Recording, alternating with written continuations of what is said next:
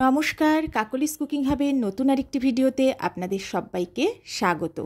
আজ আমি চলে এসেছি কাঁচকলার একটা ভিন্ন স্বাদের টক ঝাল মিষ্টি রেসিপি নিয়ে।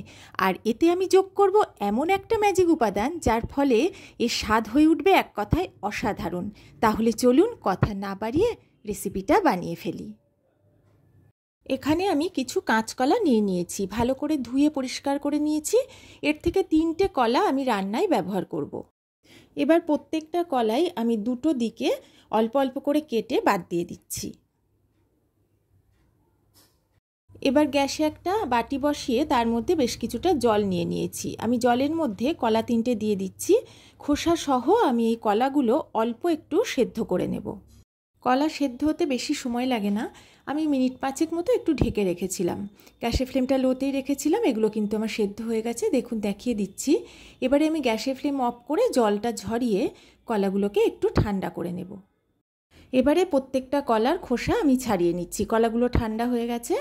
এগুলো খোসা ছাড়ানোও কোনো সমস্যা হবে না, যেহেতু সেদ্ধ করে নিয়েছি খুব তাড়াতাড়ি খোসাটা ছাড়ানো হয়ে যাবে। কলাগুলো এমনভাবে সেদ্ধ করবেন যে যেন একদম গলে না যায়, সেদ্ধ হবে অথচ গোটা গোটা থাকবে। এইভাবে সব কলাগুলোর খোসা ছাড়িয়ে খোসাগুলো আলাদা করে নিয়েছি। এবার প্রত্যেকটা কলাই আমি লম্বালম্বি করে কেটে নিচ্ছি। কাটার সময় দেখে নিশ্চয়ই বুঝতে পারছেন কলাগুলো কত সুন্দরভাবে সেদ্ধ হয়েছে। কাটার সময় কিন্তু এগুলো একটুও ঘেঁটে যাচ্ছে না। লম্বা করে কেটে নেওয়ার পরে প্রত্যেকটাই আমি এইভাবে ছোট ছোট টুকরো করে কেটে নিচ্ছি। 3টে কলাই আমি এইভাবে কেটে নেব। অল্প কিছুটা তেঁতুল আমি জলে ভিজিয়ে রেখেছিলাম, ভালোভাবে ভিজে নরম হয়ে গেছে। এবারে আমি তেঁতুলের পাল্পটা আস্তে আস্তে হাত দিয়ে ঘষে ঘষে বার করে রেডি করে রাখছি। এবার গ্যাসে একটা কড়া বসিয়ে আমি তার মধ্যে দিয়ে দিলাম 1.5 টেবিল চামচ মতো হোয়াইট অয়েল। তেলটা ভালো করে গরম করে নেওয়ার পরে আমি এর মধ্যে ফোড়নে দিচ্ছি 1 চা চামচ কালো সর্ষে। সর্ষেটা 10-15 সেকেন্ড আগে আমি একটু ভেজে নিচ্ছি। এটা ভেজে নেওয়ার পরে এবারে আমি ফোড়ন দিচ্ছি বেশ কিছুটা কারি পাতা। কারি পাতাটা দিয়ে আবারও আমি 15 সেকেন্ড মতো সব কিছু ভেজে নিলাম।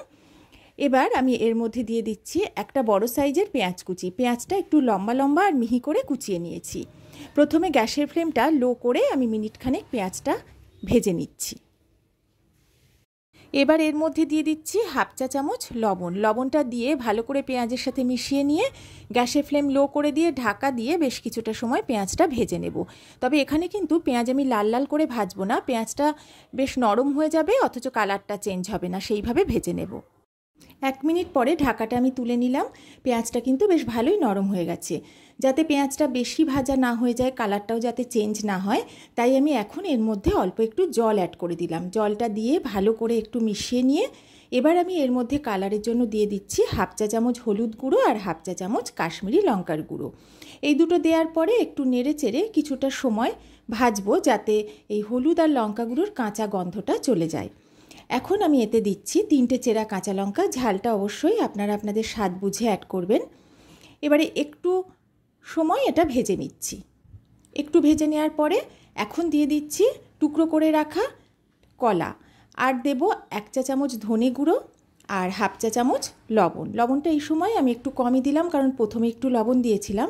আপনারা অবশ্যই লবণটা আপনাদের স্বাদ বুঝে অ্যাড করবেন। আর চিনিও আমি এতে অ্যাড করব, সেটা আমি একটু পরে এর মধ্যে দেব। এবার ভালো করে এটা আমি 2 মিনিট মতো একটু কষিয়ে নেব, যাতে এর কালারটাও সুন্দর চলে আসবে। যারা প্রথম এসে আমার চ্যানেলে ভিডিওটা দেখছেন, যদি আমার ভিডিও ভালো লাগে অবশ্যই আমার চ্যানেলটা সাবস্ক্রাইব করে আমার পাশে থাকবেন আর বেল আইকন আর অল অপশানটাও সিলেক্ট করে রাখবেন। এবারে আমি এর মধ্যে দিয়ে দিচ্ছি তেঁতুলের পাল্প। খুব বেশি কিন্তু এটা আমি দেব না, 1.5 চা চামচ মতো অ্যাড করলাম। এটা ভালো করে মিশিয়ে নিয়ে 2 মিনিট মতো আবারও একটু ভেজে নেব, যাতে টক ভাবটা কলার মধ্যে ঢুকে যায় আর বেশ ভালো মতো মজেও যায়। গ্যাসের ফ্লেমটা এই সময় আমি লোতেই রেখে দিয়েছি। বেশ ভালোভাবেই ভাজা হয়ে গেছে, দেখেই বুঝতে পারছেন পাশ থেকে তেলটাও ছেড়ে দিয়েছে। এবার আমি এর মধ্যে যে উপকরণটা অ্যাড করব, এটা অ্যাড করার ফলে এই রান্নার স্বাদটা কিন্তু হয়ে ওঠে একদম অসাধারণ। এর মধ্যে আমি অ্যাড করে দিলাম 1 বাটি নারকেলের দুধ। এটা কিন্তু নারকেলের ঘন দুধ।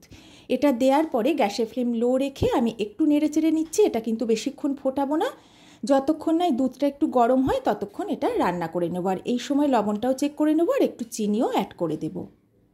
লো ফ্লেমে মিনিট খানেক নেড়ে চেড়ে নেওয়ার পরই রান্নাটা আমার কমপ্লিট হয়ে গেছে। আমি 1 চা চামচ চিনিও এতে অ্যাড করেছি, লবণটা ঠিকঠাকই ছিল। এবারে আমি এর মধ্যে দিয়ে দিচ্ছি 1/2 চা চামচ গরম মশলার গুঁড়ো। এটা দিয়ে একটু মিশিয়ে নিয়ে গ্যাসের ফ্লেমটা আমি অফ করে দেব, আর গরম গরম এটা পরিবেশন করে দেব। রুটির সাথে এটা খেতে যেমন ভালো লাগে, ভাতের সাথেও খেতে কিন্তু এটা অপূর্ব লাগে। দেখতেই পেলেন কত কম সময়ে, কত অল্প মশলায় রেডি হয়ে গেল টক ঝাল মিষ্টি কাঁচকলার কারি। এই রেসিপিটা খুব ঝোলও হয় না, আবার খুব ড্রাইও হবে না। অল্প গ্রেভি রেখে এই রেসিপিটা আপনারা বানাবেন, আর অবশ্যই এইভাবে একবার কাঁচকলা বানিয়ে আপনারা খাবেন। আশা করি এর স্বাদ কিন্তু আপনারা একদম ভুলতে পারবেন না। যদি আমার ভিডিওটা ভালো লাগে তাহলে একটা লাইক কমেন্ট করে দেবেন, আর একটু শেয়ার করে দেবেন। আজকের মতো আমি বিদায় নিচ্ছি। সবাই ভালো থাকবেন, সুস্থ থাকবেন।